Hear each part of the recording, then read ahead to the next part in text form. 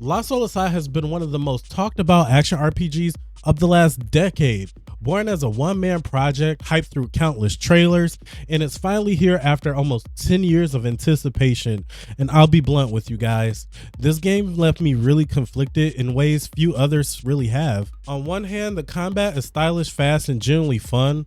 On the other hand, the pacing, visual, and performance keep dragging it down. So today, I want to break down what exactly worked and what exactly doesn't, and I'll answer the real question. Is Lost Soul Aside actually worth your $60 in 2025? Or should you just wait? Let's get into it. Lost Soul Aside game started its life back in 2014. A Chinese developer named Yang Bing posted a trailer for a project he was building completely of his own in Unreal Engine. The trailer went viral.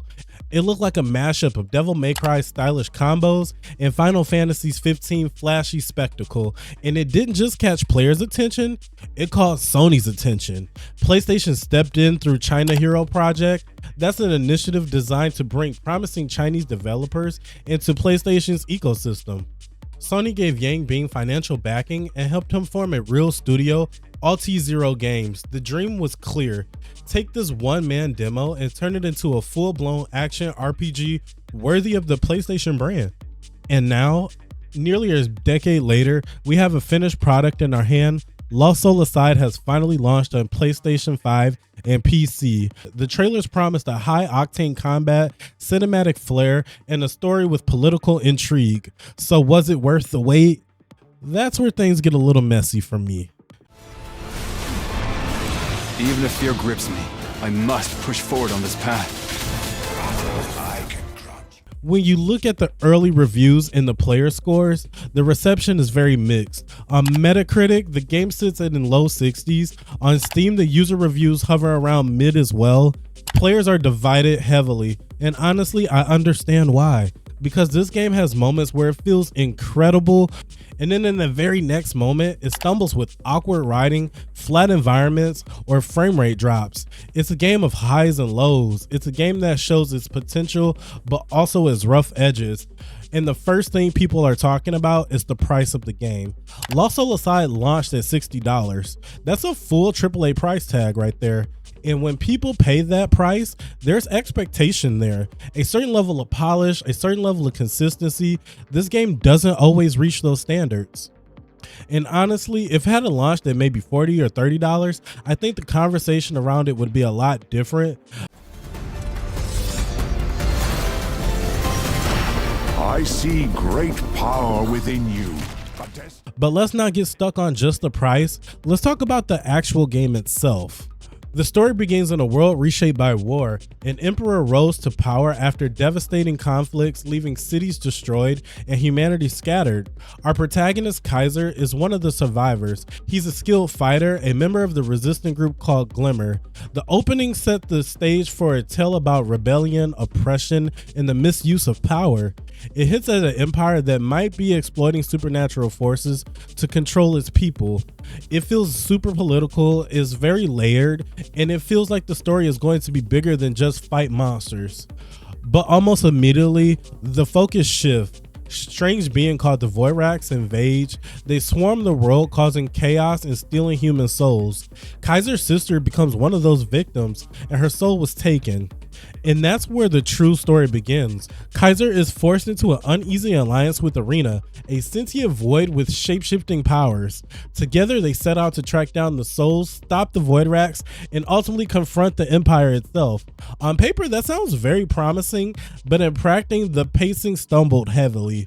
The interesting political setup from the prologue fades into the background immediately after the prologue. The bulk of the game turns into a fetch crit structure. You're collecting artifacts, you're chasing magical MacGuffins, and the grand setup never really pays off in any satisfying way. The narrative itself is incredibly linear.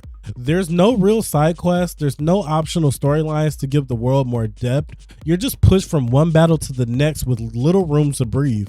And because this game throws so many fights at you early on, it feels very exhausting and overwhelming. You'll go from battle to battle with only a short cutscene or a small puzzle just to break things up. Later on, the pacing did even out, but in those opening hours, it was just ungodly relentless. The relationship between Kaiser and Arena is one of the brighter spots. Arena brings humor, energy, and personality to the scenes that otherwise would have felt very flat. Her banter with Kaiser is often the highlight of the cutscenes. It's just a real shame that the script didn't explore their bond more deeply. By the end, you'll care about them as a pair, but it feels like a missed opportunity for more emotional weight with the story.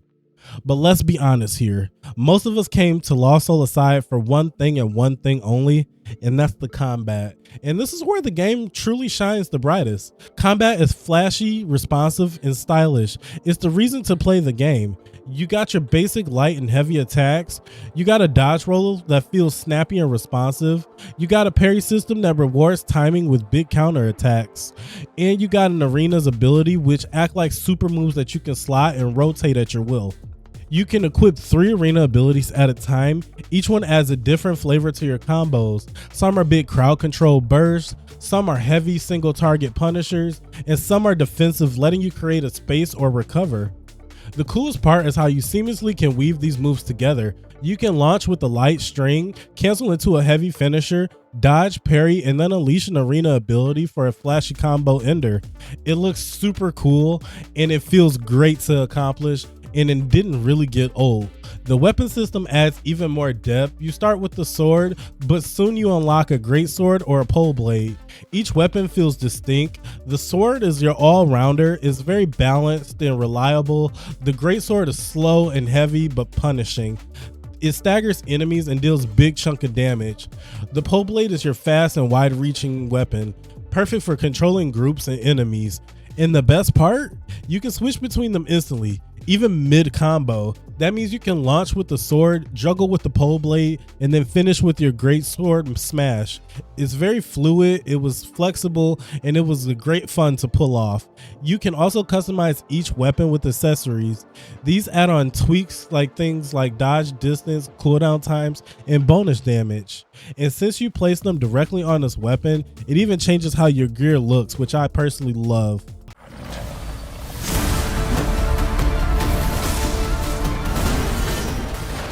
Boss fights are where the combat system really takes a shine.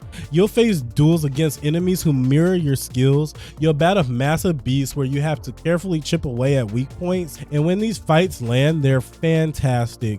You'll get the sense of scale, tension, and you get that satisfaction of finally landing that big hit after reading your opponent's patterns.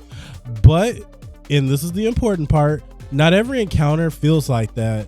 Most regular battles are really easy and cookie cutter. They don't punish you to use the full depth of the combat system. You can get away with button smashing and save combos for more often than not. So while the combat does have depth, the game rarely forces you to master it. If you want a challenge, you'll need to create that yourself, and that's really lazy on the developers in my opinion.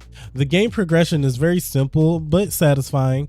You'll unlock new arena abilities, expand your weapon movesets. You can craft potions with plants you collect in the world. It's not revolutionary at all. All of those formulas have been done and overkilled, but it works. It keeps you engaged without overwhelming you with systems.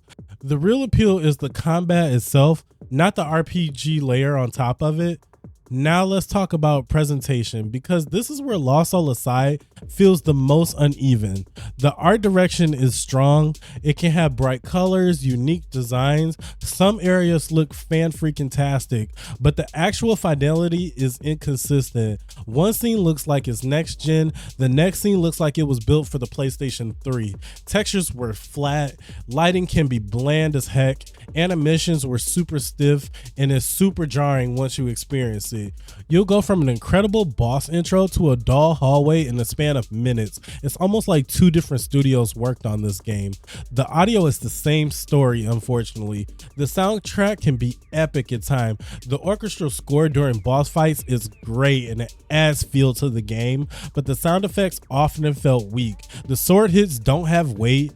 Enemies sometimes sound identical. The voice acting was super uneven. Arena steal the show with her energy. Kaiser lines often felt flat, however.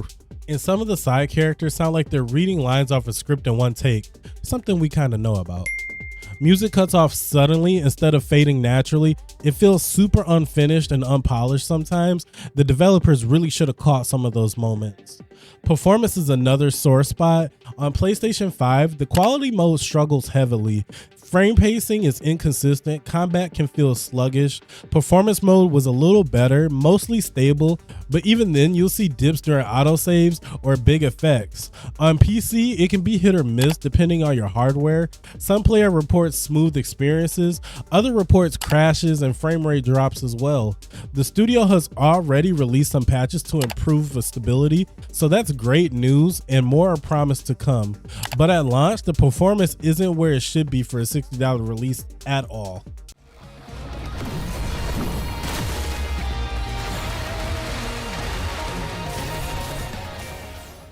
The campaign will take most players around 25 to 30 hours to complete. The game is really linear with very little optional content, so once you're done with the game. If you love combat, you might replay for a style or challenge, but there's no new game plus with meaningful challenges. There's no side paths to explore, so honestly, I don't see the reason why to replay this. There are other games you can just move on for great combat. So what's the verdict? Lost Soul has fantastic combat, it's stylish, it's fun, it's the reason to play this game, but everything around the combat is inconsistent. The story pacing is uneven, the visuals swing wildly between good and bad, the audio mixes as well as rough, and performances need work, like a lot of work. At $60, it's a tough sell for anyone but the most diehard action combat fans. At $40 or $30, it would have felt much more easier to recommend. If you love character action games and you're willing to forgive the flaws for sake of combat, you'll find something to enjoy here. If you're looking for a more polished, complete package, I would say wait for game patches or wait for a game sale, but honestly, after playing the game, I wouldn't have been mad if I just missed it completely.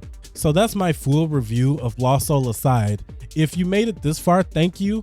I hope this helped you decide whether this game is worth your time or your money. If you enjoyed this breakdown and want more honest reviews, subscribe to the channel. And if you want to hang out live, build combos together, or watch me panic roll through boss fights, catch me on Twitch at AndreTheAlpha. I'll leave a link in the description. But that's it. I'm Andre. Be good to each other, be good to yourself, and as always, stay alpha.